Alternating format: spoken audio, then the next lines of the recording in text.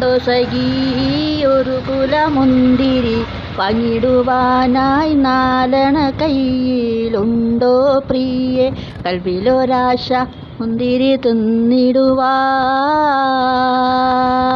അങ്ങാരെന്നറിയില്ല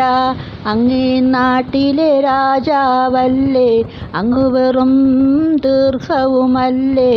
യാചകനെന്നോ നീ യാചകനെന്നോ എന്നാലും നിൻ്റേതായൊരു ദീർഘവുമില്ല പ്രിയേ കുർബാനും അതിൽ അസിസും സഹധർമ്മണീയം പാത്തിൻ തമ്മിൽ ഉണ്ടായ സംഗമമൊന്നു കേട്ടിടുവിൻ ഒരു കിഴവി